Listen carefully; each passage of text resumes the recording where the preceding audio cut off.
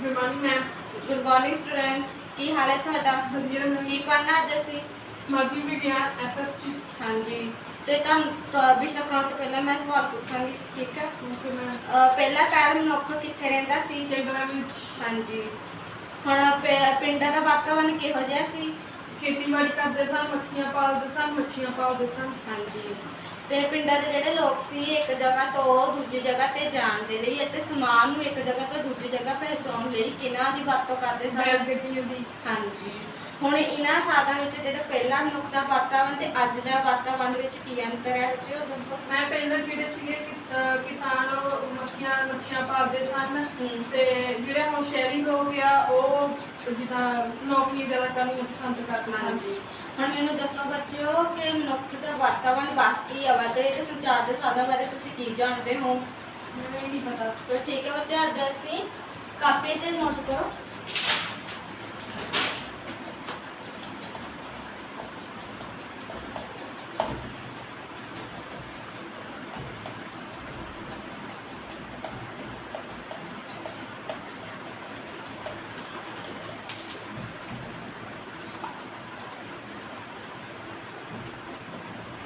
ਮਨੁੱਖੀ ਵਾਤਾਵਰਨ ਬਸਤੀਵਾਦ ਆਵਾਜਾਈ ਅਤੇ ਸੰਚਾਰ ਦੇ ਸਾਧਨਾਂ ਬਾਰੇ ਪੜਾਂਗੇ ਅਤੇ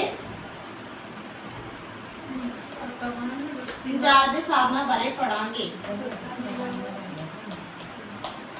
ਬੱਚੇ ਲਿਖ ਲਿਆ ਕਾਪੀ ਤੇ? ਹਾਂਜੀ ਮੈਮ। ਠੀਕ ਹੈ।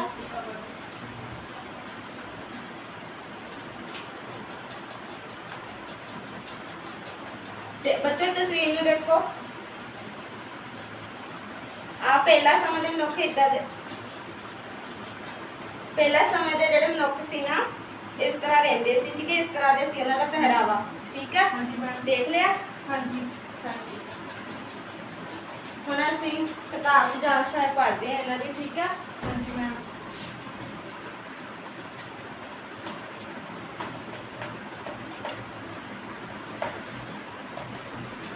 ਮਨੁੱਖੀ ਵਾਤਾਵਰਨ ਸਮੁੱਚੇ ਵਾਤਾਵਰਨ ਦਾ ਇੱਕ ਮਹੱਤਵਪੂਰਨ ਹਿੱਸਾ ਹੈ।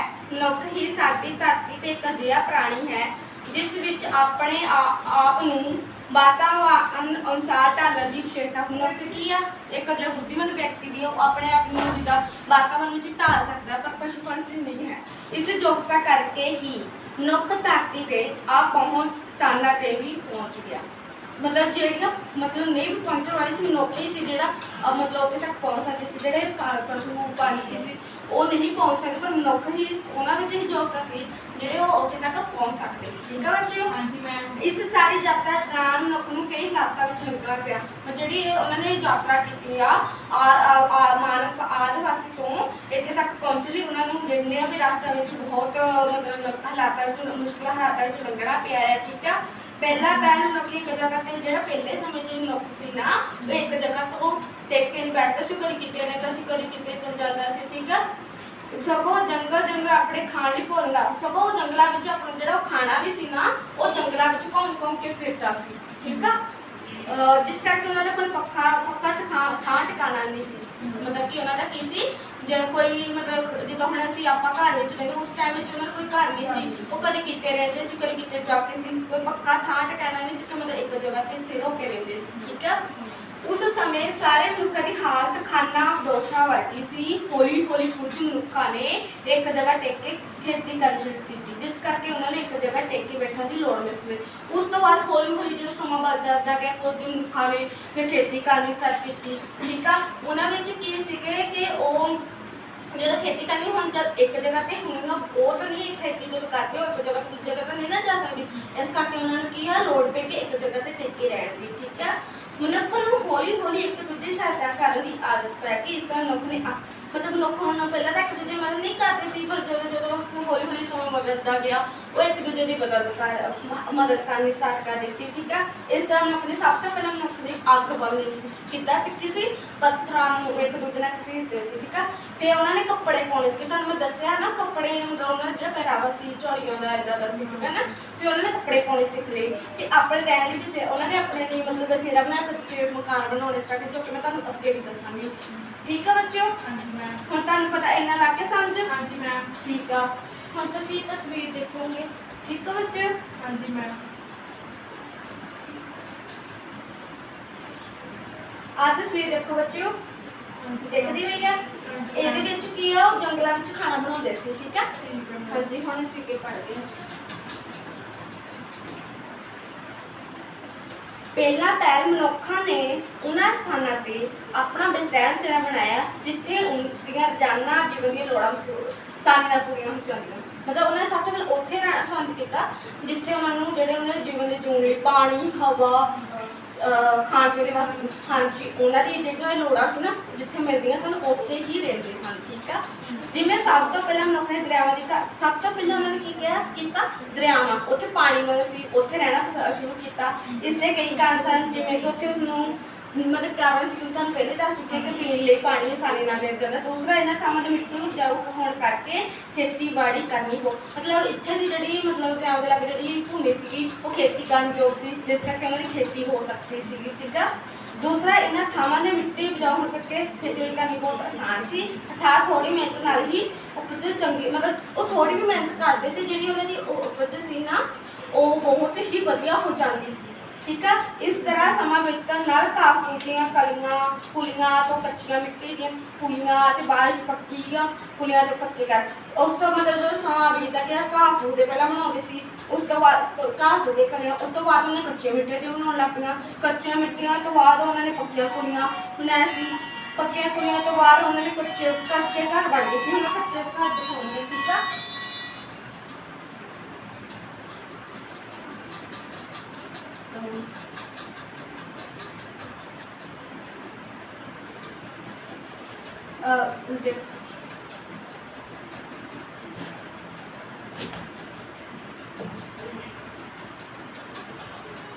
अरे कच्चे फूल देखते हैं बच्चे ऐदा नहीं होंगे कच्चे का। ठीक है बच्चे हाँ जी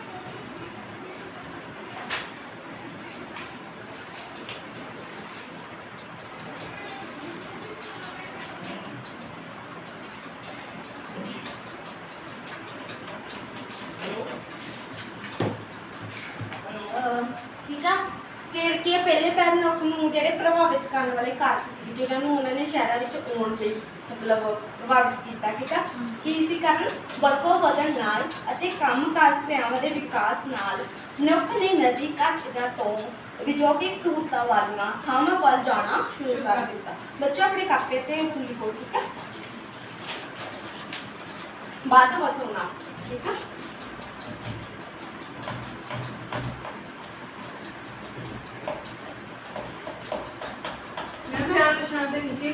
हाँ जी ठीक है नदियां घट जो कि सहूलतां वालियां थावां वाल जाना शुरू कर दिता। पिंडां तो शहरां वाल आउणा शुरू कर दिता।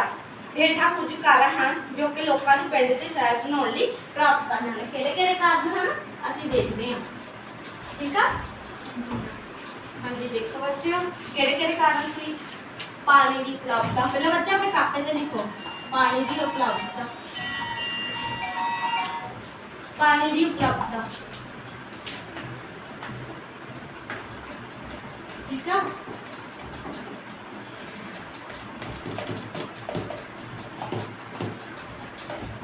पानी की उपलब्धता देखो ये देख लिया दूजा है कुदरती सुंदरता। ठीक है बच्चे कापे तो लिखो कुदरती सुंदरता। तीजा है आवाजाही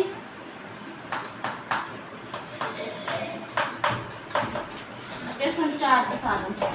ठीक है संचार के साधन। ठीक है इन्ना लिख लिया संचार के साधन। ठीक है बच्चे इन्ना लिख लिया तुसी। हाँ जी मैम बटेरा। हाँ जी हाँ जी फिर अगे पॉइंट 4 हैगा या सड़क आवाजाही। ठीक है बहुत ही सड़क आवाजाही। ठीक है 50 रेल मार्ग। 6 जल मार्ग बच्चों कापे तो लिख देते हैं। हाँ जी मैम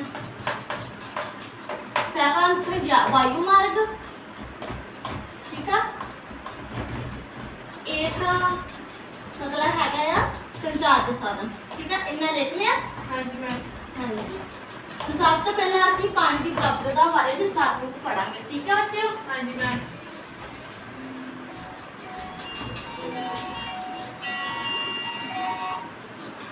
ਠੀਕ ਆ। ਹੁਣ ਲੋਕ ਜ਼ਿਆਦਾਤਰ ਉਹਨਾਂ ਥਾਵਾਂ ਤੇ ਰਹਿਣਾ ਪਸੰਦ ਕਰਦੇ ਸਨ ਜਿੱਥੇ ਪਾਣੀ ਆਸਾਨੀ ਨਾਲ ਪ੍ਰਾਪਤ ਹੋ ਜਾਂਦਾ ਸੀ। ਤੁਹਾਨੂੰ ਪਹਿਲਾਂ ਵੀ ਦੱਸ ਚੁੱਕੀ ਹੈ ਨਾ ਕਿ ਮਤਲਬ ਜ਼ਿਆਦਾਤਰ ਲੋਕ ਇਹੀ ਆ ਕਿ ਪਾਣੀ ਸਾਡੇ ਜੀਵਨ ਦੇ ਮੁੱਢਲੀ ਲੋੜ ਆ ਕਿ ਮਨੁੱਖ ਰਹਿ ਨਹੀਂ ਸਕਦਾ। ਠੀਕ ਆ। ਤੇ ਜਿੱਦਾਂ ਉਹਨਾਂ ਨੂੰ ਹੌਲੀ ਹੌਲੀ ਜੂਝਦੇ ਨੂੰ ਹੋ ਗਏ ਨਾ ਕਿ ਮਤਲਬ ਉਹਨਾਂ ਨੇ ਜਿੱਦਾਂ ਹੌਲੀ ਹੌਲੀ ਤਰੱਕੀ ਕਰ ਲਈ ਫਿਰ ਉਹਨਾਂ ਨੂੰ ਪਾਣੀ ਦੀ ਵੀ ਲੋੜ ਪਈ ਨਾ। ਠੀਕ ਹੈ ਨਾ। ਇਸ ਕਰਕੇ ਹੀ ਬਹੁਤ ਸਾਰੀਆਂ ਸੱਭਿਅਤਾਵਾਂ ਨੇ ਨਦੀ ਘਾਟੀਆਂ ਨੂੰ ਜਨਮ ਦਿੱਤਾ, ਜਿਵੇਂ ਸਿੰਧ ਘਾਟੀ ਸੱਭਿਅਤਾ ਦਾ ਨਾਮ। ਕਿਹੜੀ ਘਾਟੀ ਆ? ਸਿੰਧ ਘਾਟੀ ਦੇ ਵਿੱਚ ਸਿੰਧ ਘਾਟੀ। ਠੀਕ ਆ। ਠੀਕ ਆ। ਤੇ ਫਿਰ ਆ ਗਿਆ ਕੁਦਰਤੀ ਸੁੰਦਰਤਾ। ਲਿਖ ਲਿਆ ਬੱਚੇ? ਹਾਂਜੀ। ਨੰਬਰ ਪੁਆਇੰਟ ਸੇ ਕੁਦਰਤੀ ਸੁੰਦਰਤਾ ਇਹਨਾਂ ਬਾਰੇ ਪੜ੍ਹਦੇ ਹਾਂ। ਠੀਕ ਆ।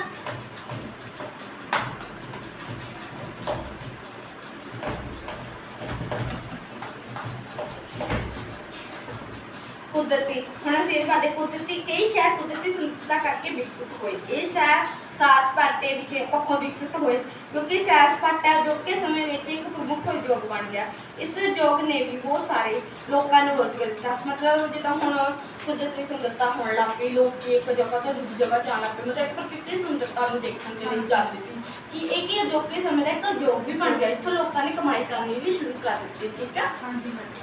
ਫਿਰ ਸੰਸਾਰ ਭਰ ਤੋਂ ਲੋਕ ਇਹਨਾਂ ਸਥਾਨਾਂ ਦੀ ਕੁਦਰਤੀ ਸੁੰਦਰ ਮਤਲਬ ਜਿਹੜੇ ਸੰਸਾਰ ਦੇ ਲੋਕ ਇਹਨਾਂ ਥਾਵਾਂ ਵਿੱਚ ਕੁਦਰਤੀ ਜਗ੍ਹਾ ਜਿੱਦਾਂ ਗੋਆ ਹੋ ਗਿਆ, ਕਸ਼ਮੀਰ ਹੋ ਗਿਆ, ਕੁੱਲੂ ਹੋ ਗਿਆ, ਮਨਾਲੀ ਹੋ ਗਿਆ, ਇਹ ਆਦਿ ਜਿਹੜੀਆਂ ਥਾਵਾਂ ਆ ਨਾ ਤੇ ਇਹਨਾਂ ਤੇ ਲੋਕੀ ਮਤਲਬ ਘੁੰਮਣ ਜਾਂਦੇ ਸੀ। ਕਿਹੜੀ ਕਿਹੜੀ ਜਗ੍ਹਾ ਹੋ ਗਈ? ਗੋਆ, ਕੁੱਲੂ, ਮਨਾਲੀ। ਇਹਨਾਂ ਕਰ ਲਿਖਿਆ ਕੁੱਲੂ ਮਨਾਲੀ ਲਿਖ ਲਿਆ ਬੱਚੇ? ਹਾਂਜੀ ਮੈਮ। ਹੁਣ ਬੱਚੇ ਇਹਨਾਂ ਤਾਂ ਤੁਹਾਨੂੰ ਸਮਝ ਲੱਗ ਗਈ? ਹਾਂਜੀ। ਠੀਕ ਆ ਬੱਚਿਓ। ਹੁਣ ਮੈਨੂੰ ਦੱਸੋ, ਕੱਪ ਬੰਦ ਕਰ ਲਓ। ਬੱਚਿਓ ਹੁਣ ਤੁਸੀਂ ਮੈਨੂੰ ਦੱਸੋ ਪਹਿਲਾ ਪੈਰ ਨੂੰ ਕਿੱਥੇ ਰਹਿਣਾ ਪਸੰਦ ਕਰਦਾ ਸੀ? ਜੰਗਲਾਂ ਵਿੱਚ। ਹਾਂਜੀ, ਸ਼ਾਬਾਸ਼। ਹੁਣ ਮੈਨੂੰ ਤੁਸੀਂ ਦੱਸੋ ਜਿੱਦਾਂ ਹੁਣ ਲੋਕੀ ਜਿਹੜੇ ਪਿੰਡਾਂ ਤੋਂ ਆ ਸ਼ਹਿਰਾਂ ਵੱਲ ਆਉਣ ਲੱਗ ਪਏ ਸੀ, ਉਹ ਕਿਹੜੇ ਦੋ ਕਾਰਨ ਪ੍ਰਭਾਵਿਤ ਕਰਨੇ ਆ ਤੁਸੀਂ ਦੱਸੋਗੇ? ਪਾਣੀ ਦੀ ਉਪਲਬਧਤਾ ਤੇ ਕੁਦਰਤੀ ਸਾਧਨ। ਹਾਂਜੀ, ਸ਼ਾਬਾਸ਼।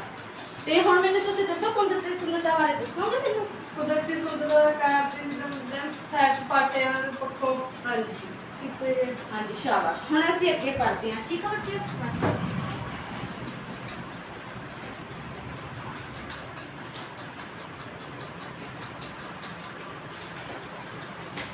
ਹੁਣ ਅਸੀਂ ਕੁਦਰਤੀ ਸੁੰਦਰਤਾ ਹੋ ਗਿਆ। ਹੁਣ ਅਸੀਂ ਆਵਾਜਾਈ ਦੇ ਸੰਸਾਰ ਦੇ ਸਾਧਨ ਦੇਖਦੇ ਹਾਂ। ਸਭ ਤੋਂ ਪਹਿਲਾਂ ਮੈਂ ਤੁਹਾਨੂੰ ਤਸਵੀਰ ਦਿਖਾਉਣੀ ਹੈ। ਠੀਕ ਹੈ? ਹਾਂਜੀ ਮੈਮ।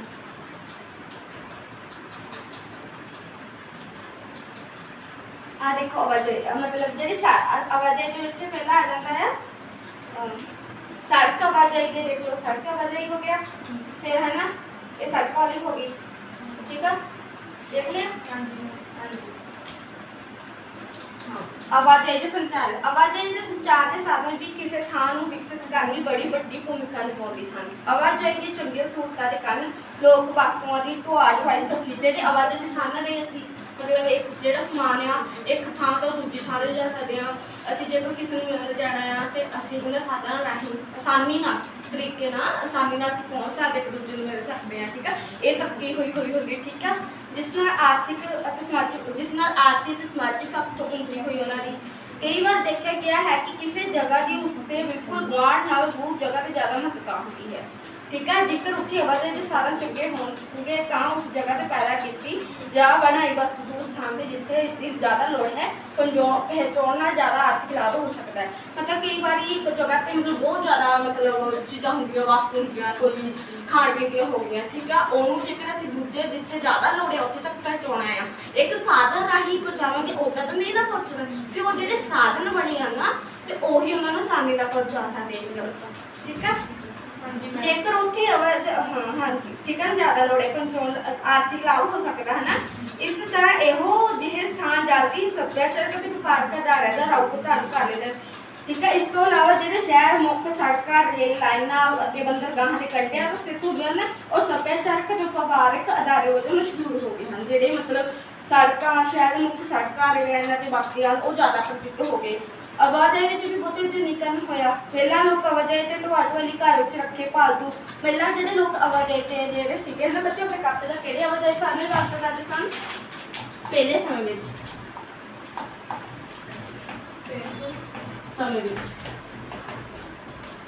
ਆਵਾਜਾਈ ਦੇ ਸਾਧਨ ਠੀਕ ਆ ਕਿਹੜੇ ਸੀਗੇ? ਮਤਲਬ ਜਿਹੜੇ ਉਹਨਾਂ ਨੇ ਪਸ਼ੂ ਰੱਖੇ ਸੀ ਪਾਲਤੂ ਸਾਧਨ, ਪਾਲਤੂ ਪਸ਼ੂਆਂ ਦੀ ਬਾਤ ਕਰਦੇ ਸੀ। ਘੋੜੇ ਹੋ ਗਏ, ਮਤਲਬ ਗਧ ਹੋ ਗਿਆ, ਪਾਲਤੂ ਪਸ਼ੂ ਠੀਕ ਆ ਇਹ ਹੋ ਗਿਆ ਠੀਕ ਆ। ਫਿਰ ਹੋ ਗਿਆ ਜਦੋਂ ਫਿਰ ਤਕਨੀਕੀ ਵਿਕਾਸ ਕਰਕੇ ਮਤਲਬ ਆਵਾਜਾਈ ਤੇ ਢੋਆ-ਢੁਆਲੀ ਵਿੱਚ ਵੀ ਬਹੁਤ ਵਿਕਾਸ ਹੋਇਆ। ਮਤਲਬ ਕਿ ਆਵਾਜਾਈ ਵਿੱਚ ਵੀ ਬਹੁਤ ਵਿਕਾਸ ਹੋਇਆ ਠੀਕ ਆ। ਤੇ ਇਸ ਕਰਕੇ ਪੂਰਾ ਸੰਸਾਰ ਇੱਕ ਵਿਸ਼ਵ ਪਿੰਡ, ਕਿਹੜਾ ਪਿੰਡ ਬਣ ਗਿਆ? ਵਿਸ਼ਵ ਪਿੰਡ ਬਣ ਗਿਆ। ਕਾਪੇ ਤੇ ਲਿਖੋ ਬੱਚੇ ਠੀਕ ਆ।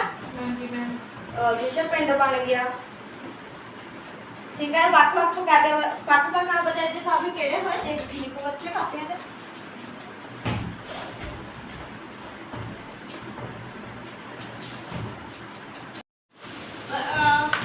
ਵੱਖ-ਵੱਖ ਆਵਾਜਾਈ ਦੇ ਸਾਧਨ ਕਿਹੜੇ ਸੀ ਬੱਚੇ ਕਾਪੀਆਂ ਤੇ ਲਿਖੋ। ਸੜਕ ਆਵਾਜਾਈ ਠੀਕ ਆ,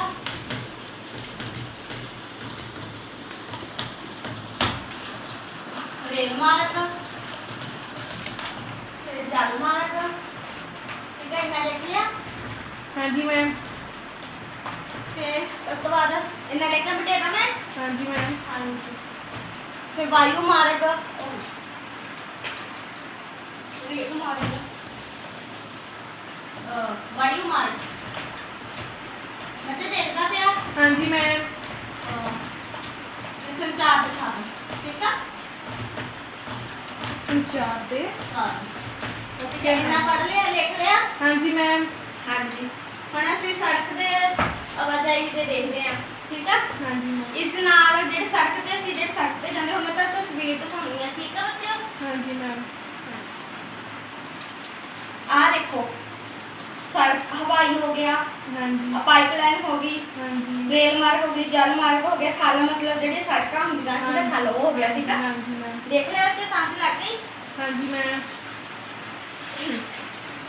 ਸੜਕ ਆਵਾਜਾਈ ਇਸ ਨਾਲ ਇੱਕ ਘਰ ਤੋਂ ਦੂਸਰੇ ਘਰ ਤੱਕ ਪਹੁੰਚ ਹੋ ਗਈ। ਰੇਲਵੇ ਲਾਈਨਾਂ ਨਾਲੋਂ ਸੜਕਾਂ ਜਿਹੜੀਆਂ ਰੇਲਵੇ ਲਾਈਨਾਂ ਬਣਾਉਣੀਆਂ ਨਾ ਬਹੁਤ ਔਖੀਆਂ ਆ, ਪਰ ਸੜਕਾਂ ਬਣਾਉਣੀਆਂ ਸੌਖੀਆਂ ਤੇ ਸਸਤੀਆਂ ਹਨ। ਜਿਹੜੀ ਰੇਲਵੇ ਲਾਈਨ ਬਣਾਉਣੀਆਂ ਨਾ ਉਹ ਮਹਿੰਗੀ ਵੀ ਆ ਤੇ ਔਖੀ ਵੀ ਬਣਾਉਣੀਆਂ ਠੀਕ ਆ। ਹਾਂਜੀ। ਪਰਬਤੀ ਖੇਤਰਾਂ ਵਿੱਚ ਵੀ ਸੜਕਾਂ ਦਾ ਜਿਹੜੇ ਪਰਬਤ ਖੇਤਰ ਹੁੰਦੇ ਆ ਨਾ ਹਾਂਜੀ। ਉਹਨਾਂ ਵਿੱਚ ਵੀ ਸੜਕਾਂ ਦਾ ਨਿਰਮਾਣ ਹੋ ਗਿਆ ਕਿਉਂਕਿ ਉੱਥੇ ਰੇਲਵੇ ਲਾਈਨਾਂ ਬਣਾਉਣੀਆਂ ਬਹੁਤ ਔਖੀਆਂ ਹਨ। ਹਾਂਜੀ। ਕਿਉਂਕਿ ਉੱਥੇ ਰੇਲਵੇ ਲਾਈਨਾਂ ਨਹੀਂ ਬਣਾ ਸਕਦੇ ਕਿਉਂਕਿ ਔਖੀਆਂ ਆ। ਹਾਂਜੀ। ਇਸ ਕਰਕੇ ਸੜਕ ਦੀ ਮਤਲਬ ਉਤਪਾਦਨ ਹੋ ਚੁੱਕੀ ਹੈ ਤੇ ਹਾਂਜੀ। ਉੱਥੇ ਬਣ ਚੁੱਕੀ ਹੈ ਠੀਕ ਆ। ਠੀਕ ਹੈ। ਹੁਣ ਅਸੀਂ ਰੇਲ ਮਾਰਗ ਬੱਚੇ ਤੁਸੀਂ ਪੜ੍ਹੋ ਰੇਲ ਮਾਰਗ ਬਾਰੇ। ਰੇਲ ਮਾਰਗ ਦਾ ਮਹੱਤਵਪੂਰਨ ਪੱਖ ਇਹ ਹੈ ਕਿ ਇਹਨਾਂ ਰਾਹੀਂ ਬਹੁਤ ਜ਼ਿਆਦਾ ਮਾਤਰਾ ਵਿੱਚ ਸਮਾਨ ਦੇ ਬਹੁਤ ਗਿਣਤੀ ਦੇ ਮੁਸਾਫਰਾਂ ਦੇ ਢੋਆ ਢੁਆਈ ਹੁੰਦੀ ਹੈ। ਸਭ ਤੋਂ ਪਹਿਲਾਂ ਕੋਲੇ ਤੇ ਚੱਲਣ ਵਾਲੇ ਰੇਲਵੇ ਇੰਜਨ ਸਨ। ਹੁਣ ਬਿਜਲੀ ਦੇ ਡੀਜ਼ਲ ਨਾਲ ਚੱਲਣ ਵਾਲੇ ਇੰਜਨ ਹੋਂਦ ਵਿੱਚ ਆ ਗਏ ਹਨ। ਇਹਨਾਂ ਦਾ ਜਾਲ ਹੋਣ ਤੇ ਕੇਵਲ ਧਰਤੀ ਦੇ ਪ੍ਰਤੀ ਸਿਹਤ ਤੇ ਹੀ ਹੈ, ਸਗੋਂ ਭੂਮੀਗਤ ਰੇਲ ਮਾਰਗ ਵੀ ਬਣਾਏ ਗਏ ਹਨ। ਇੱਕ ਤਾਂ ਵੱਧਦੀ ਜਨਸੰਖਿਆ ਕਰਕੇ ਧਰਤੀ ਉੱਪਰ ਹਾਂਜੀ ਬਹੁਤ ਜ਼ਿਆਦਾ ਪੈਣਾ ਕਰਕੇ ਆਵਾਜਾਈ ਜਾਮ ਲੱਗ ਜਾਂਦਾ ਸੀ। ਹਾਂਜੀ ਬਸ ਸ਼ਾਬਾਸ਼। ਰੇਲ ਮਾਰਗ ਬਾਰੇ ਪੜ੍ਹ ਲਿਆ। ਹਾਂਜੀ ਹੁਣ ਅਸੀਂ ਜਲ ਮਾਰਗ ਦੇਖਦੇ ਹਾਂ। ਜਲ ਮਾਰਗ ਜਿਵੇਂ ਕਿ ਤੁਸੀਂ ਤਸਵੀਰ 'ਚ ਦੇਖਿਆ ਸੀ ਜੋ ਮਤਲਬ ਪਾਣੀ ਜਿੱਦਾਂ ਕਿਸ਼ਤੀਆਂ ਚੱਲ ਰਹੀਆਂ ਜਲ ਮਾਰਗ ਵਾਲੇ ਹੁੰਦੇ ਠੀਕ ਹੈ। ਜਿਵੇਂ ਕਿ ਤੁਸੀਂ ਪੜ੍ਹਿਆ ਕਿ ਸਭ ਤੋਂ ਪਹਿਲਾਂ ਮਨੁੱਖ ਨੇ ਨਦੀਆਂ ਤੇ ਪਾਣੀ ਦੇ ਤੁਸੀਂ ਪਹਿਲਾਂ ਪੜ੍ਹਿਆ ਕਿ ਮਨੁੱਖ ਪਹਿਲਾਂ ਨਦੀਆਂ ਮਤਲਬ ਦਰਿਆਵਾਂ ਦੇ ਕੰਢੇ ਵਸਦਾ ਸੀ ਠੀਕ ਆ। ਉੱਥੇ ਮੱਛੀਆਂ ਪਕੜਦਾ ਸੀ। ਫਿਰ ਉਸਨੇ ਲੱਕੜੀ ਦੀ ਕਿਸ਼ਤੀਆਂ ਮਤਲਬ ਜਦੋਂ ਫਿਰ ਮੱਛੀਆਂ ਫੜਦਾ ਸੀ ਫਿਰ ਜਦੋਂ ਉਹਨੇ ਮਤਲਬ ਪਾਰ ਕਰਨੀ ਸੀ ਨਦੀ ਫਿਰ ਉਹ ਲੱਕੜੀ ਦੀ ਕਿਸ਼ਤੀਆਂ ਬਣਾ ਕੇ ਇੱਕ ਕੰਢੇ ਤੋਂ ਦੂਸਰੇ ਕੰਢੇ ਤੱਕ ਜਾਣ ਲਈ ਵਰਤੋਂ ਕਰਦਾ ਸੀ। ਅਰਥਾਤ ਸ਼ੁਰੂ ਕੀਤਾ ਅਰਥਾਤ ਪਾਣੀ ਰਾਹੀਂ ਆਵਾਜਾਈ ਕਰਨੀ ਅਰਥਾਤ ਪਾਣੀ ਰਾਹੀਂ ਆਵਾਜਾਈ ਇੱਕ ਜਗ੍ਹਾ ਤੋਂ ਦੂਜੀ ਜਗ੍ਹਾ ਕੰਢੇ ਤੱਕ ਪਹੁੰਚਣ ਲਈ ਉਹ ਕਿਸ਼ਤੀ ਦੇ ਰਾਹੀਂ ਮਤਲਬ ਆਪਣਾ ਸੰਚਾਰ ਦਾ ਵੀ ਸਾਧਨ ਬਣਾ ਲਿਆ ਸੀ ਠੀਕ ਆ। ਆਦਿ ਸੰਸਾਰ ਵਿੱਚ ਸਮੁੰਦਰ ਸਾਗਰ ਦਰਿਆ ਨਹਿਰਾਂ ਕਿਲਾ ਆਵਾਜਾਈ ਲਈ ਪ੍ਰਯੋਗ ਕੀਤੇ ਜਾਂਦੇ ਹਨ। ਹਾਂ ਠੀਕ ਆ ਇਹਨਾਂ ਪੜ੍ਹ ਲਿਆ। ਹਾਂ ਠੀਕ ਹੈ ਹੁਣ ਅਸੀਂ ਵਾਯੂ ਮਾਰਗ ਬਾਰੇ ਪੜਾਂਗੇ ਠੀਕ ਹੈ ਬੱਚਿਓ। ਵਾਯੂ ਮਾਰਗ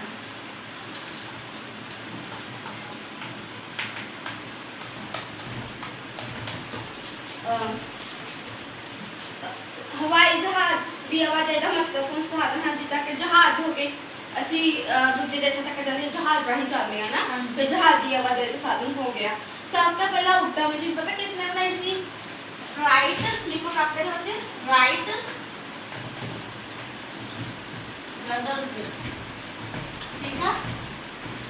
ਨੇ ਹਵਾਈ ਮਸ਼ੀਨ ਰਾਈਟ ਬ੍ਰਦਰਸ ਨੇ ਸਨ 1903, ਸਨ ਕਿਹੜਾ 1903, ਠੀਕ ਆ, ਵਿੱਚ ਬਣਾਈ ਸੀ। ਅੰਤਿਮ ਤਕਨੀਕੀ ਵਿਕਾਸ ਨਾਲ ਵੱਡੇ ਹਵਾਈ ਜਹਾਜ਼ ਵੀ ਹੋਂਦ ਵਿੱਚ ਆਏ, ਮਤਲਬ ਵੱਡੇ ਹਵਾਈ ਜਹਾਜ਼ ਵੀ ਹੋਂਦ ਵਿੱਚ ਆ ਕੇ ਜਦੋਂ ਤਕਨੀਕ ਦਾ ਵਾਧਾ ਹੋ ਗਿਆ। ਠੀਕ ਆ। ਵਾਯੂ ਮਾਰਗ ਸਭ ਤੋਂ ਤੇਜ਼ ਗਤੀ ਵਾਲਾ ਆਵਾਜਾਈ ਦਾ ਸਾਧਨ, ਬਹੁਤ ਤੇਜ਼ੀ ਨਾਲ ਇੱਕ ਜਗ੍ਹਾ ਤੋਂ ਦੂਜੀ ਜਗ੍ਹਾ ਪਹੁੰਚਾ ਸਕਦਾ ਹੈ, ਪਰ ਮਹਿੰਗਾ ਵੀ ਬਹੁਤ ਹੈ। ਠੀਕ ਆ। ਅੱਜ ਲਗਭਗ ਸਾਰੇ ਦੇਸ਼ ਵਾਯੂ ਮਾਰਗਾਂ ਦੁਆਰਾ ਆਪਸ ਵਿੱਚ ਜੁੜੇ ਹਨ। ਅੱਜ ਜਿਹੜੇ ਵੀ ਦੂਜੇ ਦੇਸ਼ ਜਿੱਦਾਂ ਇੰਗਲੈਂਡ, ਅਮਰੀਕਾ, ਜੋ ਵੀ ਦੇਸ਼ ਦੇ ਭਾਰਤ ਦੇ, ਇੱਕ ਦੂਜੇ ਨਾਲ ਸੰਬੰਧ ਹਜੇ ਇੱਕ ਦੂਜੇ ਨੂੰ ਮਿਲਣਾ ਹੈ, ਇਹਨਾਂ ਸਾਧਨਾਂ ਰਾਹੀਂ ਇੱਕ ਦੇਸ਼ ਤੋਂ ਦੂਜੇ ਦੇਸ਼ ਤੱਕ ਜਾ ਕੇ ਮਿਲਦੇ ਹਨ। ਠੀਕ ਹੈ। ਇਹਨਾਂ ਸਾਧਨਾਂ ਦੀ ਵਰਤੋਂ ਕਰਦੇ ਹਨ। ਠੀਕ ਆ। ਇਹਨਾਂ ਕਰਕੇ ਸੰਸਾਰ ਇੱਕ ਗਲੋਬਲ ਪਿੰਡ ਬਣ ਗਿਆ। ਠੀਕ ਆ। ਇਹਨਾਂ ਕਰਕੇ ਕੀ ਬਣ ਗਿਆ? ਗਲੋਬਲ ਪਿੰਡ।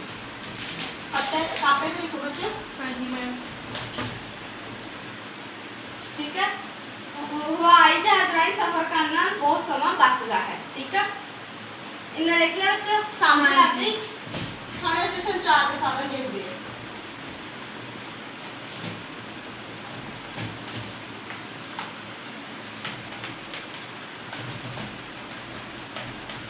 ਕਿਹੜੇ ਕਿਹੜੇ ਆ? ਦੇਖਦੇ ਹਾਂ। ਆਵਾਜਾਈ ਤੋਂ ਇਲਾਵਾ ਸੰਚਾਰ ਸਾਧਨਾਂ ਨੇ ਵੀ ਲੋਕਾਂ ਵਿੱਚ ਆਪਸੀ ਤਾਲਮੇਲ ਜੋੜ ਪੈਦਾ ਕਰਨ ਵਿੱਚ ਇੱਕ ਖਾਸ ਭੂਮਿਕਾ ਨਿਭਾਈ ਹੈ। ਜਿਹੜੇ ਸੰਚਾਰ ਸਾਧਨਾਂ ਵੀ ਨੇ ਵੀ ਇੱਕ ਦੂਜੇ ਨਾਲ ਸੰਚਾਰ ਕਰਨ ਵਿੱਚ, ਮਤਲਬ ਅਸੀਂ ਇੱਕ ਜਿਹੜਾ ਇੰਟਰਨੈਟ ਰਾਹੀਂ ਇੱਕ ਦੂਜੇ ਨਾਲ WhatsApp ਰਾਹੀਂ ਅਸੀਂ ਇੱਕ ਦੂਜੇ ਨਾਲ ਹੁਣ ਗੱਲ ਕਰਦੇ ਹਾਂ, ਤਕਨੀਕੀ ਹੋ ਗਈ ਨਾ, ਇਹ ਵੀ ਵਾਧਾ ਹੋ ਗਿਆ। ਇਹਨਾਂ ਦੁਆਰਾ ਇੱਕ ਮਨੁੱਖ ਜਾਂ ਬਹੁਤ ਸਾਰੇ ਲੋਕਾਂ ਦੀ ਆਵਾਜ਼ ਦੇਸ਼ ਸੰਸਾਰ ਦੇ ਕੋਨੇ ਦੂਸਰੇ ਕੋਨੇ ਤੱਕ ਸਾਡੇ ਹੁਣ ਜਿੱਦਾਂ ਕਿ ਮਤਲਬ ਹੁਣ ਦੇ ਸਮੇਂ ਵਿੱਚ ਜਦੋਂ ਉਹ ਤਕਨੀਕੀ ਕਰ ਦਿੱਤੀ ਗਈ, ਤੇ ਫਿਰ ਜਦੋਂ ਹੁਣ ਇਹ ਜਿੱਦਾਂ ਕੋਈ ਭਾਰਤ ਵਿੱਚ ਰਹਿੰਦਾ, ਕੋਈ ਮਤਲਬ ਅਮਰੀਕਾ ਵਿੱਚ ਰਹਿੰਦੇ ਹੈ, ਕੋਈ ਦੂਸਰੇ ਮਤਲਬ ਨਿਵਾਸੀ ਹੋਗਾ ਸਾਥੀ, ਤਾਂ ਇੱਕ ਦੂਜੇ ਨਾਲ ਗੱਲਬਾਤ ਕਰ ਸਕਦੇ ਹਨ। ਠੀਕ ਹੈ। ਉਹ ਵੀ ਇੱਕ ਮਿਲਣ ਦਾ ਸਾਧਨ ਹੀ ਹੈ। ਠੀਕ ਹੈ। ਜਿਵੇਂ ਇੰਟਰਨੈਟ ਰਾਹੀਂ ਅਸੀਂ ਇੱਕ ਕੋਨੇ 'ਚ ਬੈਠੇ ਸੰਸਾਰ ਭਰ ਨਾਲ ਜੁੜ ਸਕਦੇ ਹਾਂ। ਇਹ ਹੁਣ ਤੱਕ ਦਾ ਸਭ ਤੋਂ ਸਸਤਾ ਸੰਚਾਰ ਦਾ ਸਾਧਨ ਹੈ।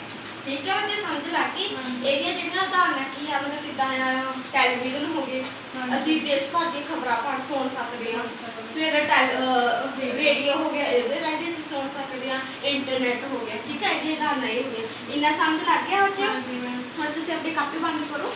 ਹਾਂਜੀ। ਹਾਂਜੀ ਮੈਮ। ਬੱਚੇ ਪਹਿਲਾਂ ਲੋਕ ਕਿੱਥੇ ਰਹਿਣਾ ਪਸੰਦ ਕਰਦਾ ਸੀ? ਜੰਗਲਾਂ ਵਿੱਚ। ਹਾਂਜੀ। ਹੁਣ ਮੈਨੂੰ ਬੱਚੇ ਦੱਸੋ ਕਿ ਜਿਹੜੇ ਸੰਚਾਰ ਸਾਧਨਾਂ ਬਾਰੇ ਤੁਸੀਂ ਕੀ ਜਾਣਦੇ ਹੋ? ਜਿਵੇਂ ਸੈਰ ਸਪਾਟੇ ਵਾਲੇ। ਨਹੀਂ ਬੱਚੇ, ਹੋਰ ਚਲੋ ਸੈਕਿੰਡ ਕੁਐਸਚਨ ਪੁੱਛਦੀ ਵੀ ਦੁਬਾਰਾ। ਠੀਕ ਆ ਬੱਚੇ, ਮੈਨੂੰ ਦੱਸੋ ਜਿਹੜੇ ਕੁਦਰਤੀ ਸੁੰਦਰਤਾ ਅੱਜ ਦੇ ਸਮੇਂ ਵਿੱਚ ਕਿਹੋ ਜਿਹਾ ਯੋਗ ਬਣ ਗਿਆ? ਖੇਤੀਬਾੜੀ ਦੇ ਮੈਮ। ਚਲ ਠੀਕ ਆ ਬੱਚੇ, ਖੇਤੀਬਾੜੀ ਤਾਂ ਚਲੋ ਹੈਗਾ ਸੀ। ਠੀਕ ਆ। ਜਿਹੜੀ ਕੁਦਰਤੀ ਸੁੰਦਰਤਾ ਸੀ ਨਾ, ਇੱਕ ਵਪਾਰਕ ਯੋਗ ਬਣ ਗਿਆ ਸੀ। ਠੀਕ ਆ ਬੱਚੇ? ਹਾਂਜੀ। ਹਾਂਜੀ। ਤੇ ਹੁਣ ਮੈਨੂੰ ਦੱਸੋ ਤੁਸੀਂ ਸੰਚਾਰ ਸਾਧਨਾਂ ਬਾਰੇ ਕੀ ਜਾਣਦੇ ਹੋ? ਸੰਚਾਰ ਸਾਧਨ ਮੈਮ ਜਿਵੇਂ ਹੁਣ ਟੈਲੀਵਿਜ਼ਨ, ਰੇਡੀਓ ਹੈ ਮੈਮ ਹੁਣ ਤਰੱਕੀ ਕਰ, ਜਿੱਦਾਂ ਇੰਟਰਨੈਟ ਨਾਲ ਆਪਾਂ ਸੁਣਦੇ ਹਾਂ, ਰੇਡੀਓ ਰਾਹੀਂ ਆਪਾਂ ਖਬਰਾਂ ਸੁਣ ਸਕਦੇ ਹਾਂ, ਟੀਵੀ ਰਾਹੀਂ ਸੁਣ ਸਕਦੇ ਹਾਂ, ਇੰਟਰਨੈਟ ਦਾ ਯੂਜ਼ ਕਰਕੇ ਆਪਾਂ ਕਿੰਨੀ ਇਨਫੋਰਮੇਸ਼ਨ ਲੈ ਸਕਦੇ ਹਾਂ। ਹਾਂਜੀ ਸ਼ਾਬਾਸ਼। ਹੁਣ ਬੱਚੇ ਘਰ ਦਾ ਕੰਮ ਆਪੇ ਦੇ ਨੋਟ।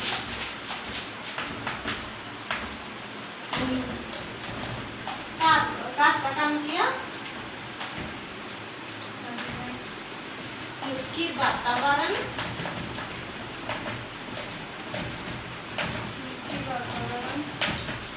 आवाजाई ਅਤੇ ਸੰਚਾਰ ਦੇ ਸਾਧਨਾਂ ਬਾਰੇ ਲਿਖ ਕੇ ਆਉਣਾ। ਠੀਕ ਹੈ ਬੱਚੇ? ਤਾਂ ਲਿਖ ਕੇ ਵੀ ਆਉਣਾ ਤੇ ਯਾਦ ਕਰਕੇ ਵੀ ਆਉਣਾ। ਠੀਕ ਹੈ ਬੱਚੇ? ਹਾਂਜੀ ਮੈਮ।